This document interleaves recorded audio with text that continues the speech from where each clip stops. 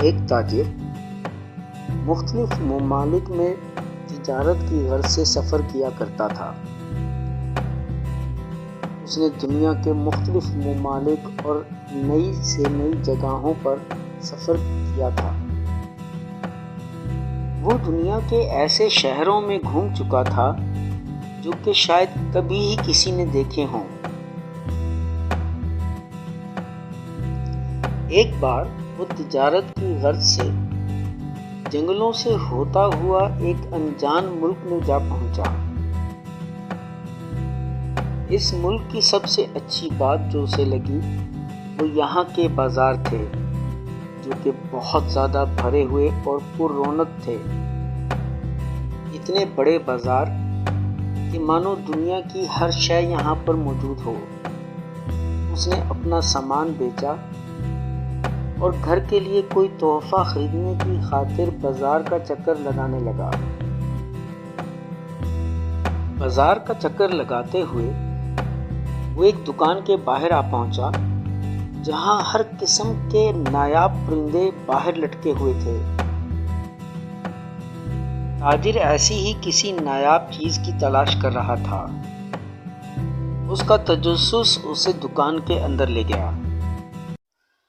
جیسے ہی اس نے دکان میں قدم رکھا، اس کی آنکھیں کھلی کی کھلی رہ گئیں۔ وہاں دنیا کی ہر قسم کی نایاب اشیاء دستیاب تھیں۔ دکان کے مالک نے تاجر کا استقبال کیا اور اسے پوچھا کہ اسے کس قسم کی چیز چاہیے۔ تاجر نے اسے بتایا کہ وہ خود بھی ایک تاجر ہے اور اسے گھر کے لیے کوئی نایاب سا تحفہ چاہیے۔ دکان کا مالک تاجر کے ذوق کو سمجھ گیا۔ وہ اسے ایک علیحدہ کمرے میں لے گیا جہاں پر صرف ایک طوطا پنجرے میں بند تھا۔ دکان کے مالک نے کہا کہ یہ طوطا بہت زیادہ نایاب اور بہت قیمتی ہے، اسی لیے اس کو یہاں علیحدہ کمرے میں رکھا گیا ہے۔ اس طوطے کی خاص بات یہ ہے کہ کوئی بھی زبان یہ پہلی بار سن لے تو اسی زبان میں یہ گفتگو کرنے لگتا ہے۔ تاجر بہت سی زبانیں جانتا تھا۔ اس نے طوطے کا امتحان لینے کے لیے طوطے سے چینی، ہندی اور اردو زبان میں گفتگو کی۔ وہ یہ دیکھ کر بہت حیران ہو گیا کہ طوطے نے اسے انہی زبانوں میں اس کا جواب دیا۔ تاجر کا دل اس طوطے پر آ گیا۔ وہ اسے بہت زیادہ خوبصورت لگا اور اپنے گھر کے لیے ایک نایاب تحفے کے طور پر اس نے دکاندار سے سودا کر کے اسے خرید لیا۔ اس نے اپنے ملک میں سامان بیچنے کے لیے وہاں سے بہت سی نایاب چیزیں خریدیں اور اپنے ملک کی طرف چل پڑا۔ سفر شروع ہوا۔ یہ قافلہ بہت دنوں تک مختلف ریگستانوں، پہاڑوں سے ہوتا ہوا آخرکار اپنے ملک جا پہنچا۔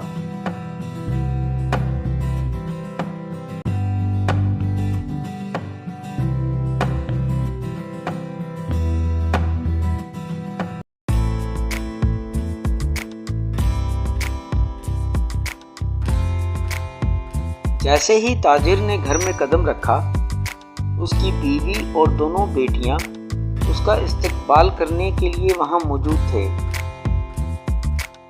رات کھانے کی میز پر تاجر نے اپنے بیوی بچوں کو اپنے تمام سفر کے حالات بتائے اور انہیں اس طوطے کے بارے میں بھی بتایا جسے وہ خرید لایا تھا۔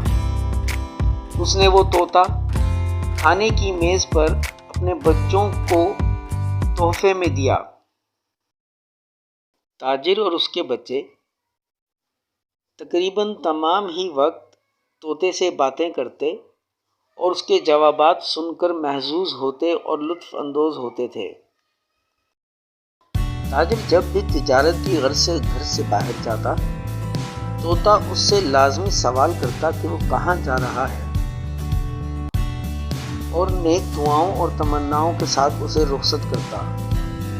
اسی طرح واپسی پر اس سے اس جگہ کے حالات کے بارے میں پوچھتا اور خوش ہوتا تھا۔ تاجر کی غیر حاضری میں اس کے بچے طوطے سے اپنا دل بہلاتے، اس کے ساتھ خوب باتیں کرتے، اس کے کھانے پینے کا خیال رکھتے اور اس کی خوب دیکھ بھال بھی کرتے۔ ایک دن تاجر تجارت کی غرض سے سفر پر جانے کے لیے تیار تھا۔ حسب عادت طوطے نے اس سے پوچھا کہ وہ کہاں جا رہا ہے۔ تاجر نے اسے بتایا کہ وہ اسی ملک کی طرف جا رہا ہے جہاں سے اس نے طوطے کو خریدا تھا۔ طوطا سن کر چونک اٹھا۔ اس نے تاجر سے کہا کہ اگر اس کا گزر جنگل سے ہو تو وہاں پر برگد کا ایک بہت بڑا پیڑ ہے، وہاں اس کے بہت سے رشتہ دار طوطے رہتے ہیں، اگر وہ مہربانی کرے تو جا کر انہیں اس کا سلام پیش کر دے۔ تاجر نے طوطے سے وعدہ کیا کہ وہ وہاں پہنچ کر برگد کا درخت تلاش کرے گا اور اس کے رشتہ داروں کو اس کا سلام ضرور پیش کر کے آئے گا۔ سفر شروع ہوا اور تاجر اپنے دل میں ڈھیر سارے منافع کا خیال لیے تجارت کی غرض سے نکل پڑا۔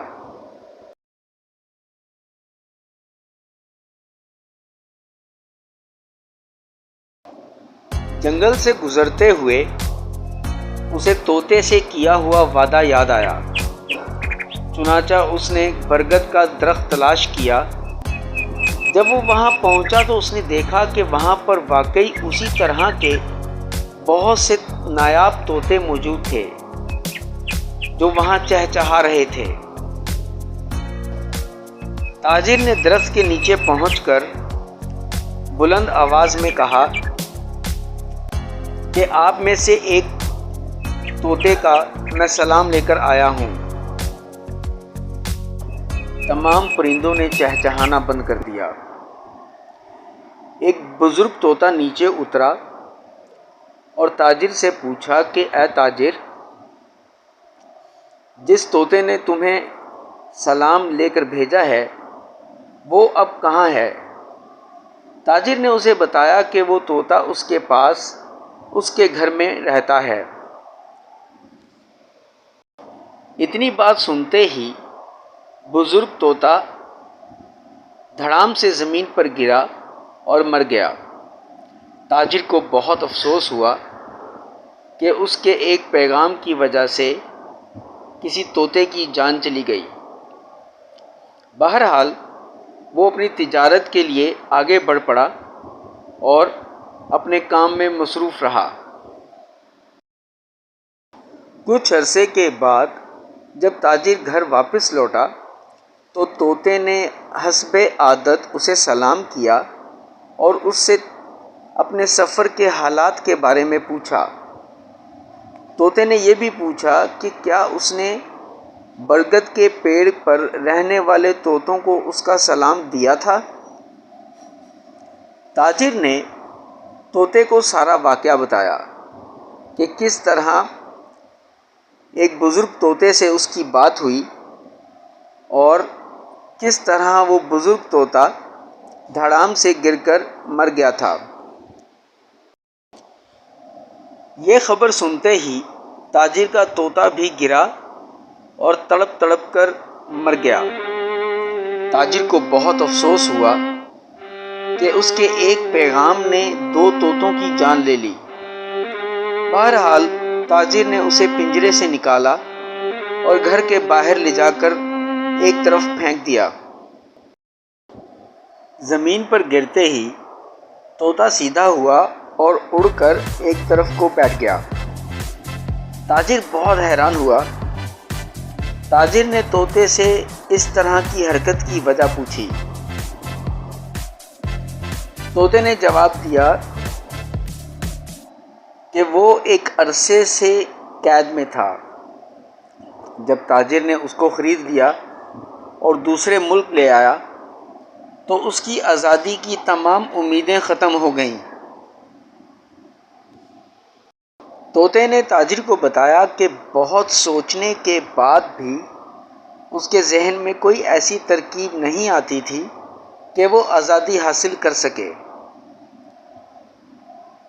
طوطے نے تاجر کو یہ بھی بتایا کہ جب تاجر نے وہ پیغام اس کے گھر والوں کو دیا تو بوڑھا طوطا پیغام سن کر گرا ضرور تھا لیکن مرا نہیں تھا، بلکہ اس نے تمہارے ذریعے مجھے آزاد ہونے کی یہ ترکیب بتائی کہ میں یہی عمل یہاں کروں تو میں آزاد ہو سکتا ہوں۔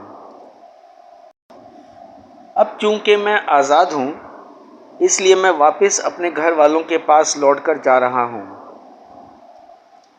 خدا حافظ تاجر، اب ہم دوبارہ کبھی نہیں ملیں گے۔ یہ کہہ کر طوطا اپنے دیس کی طرف اڑ گیا۔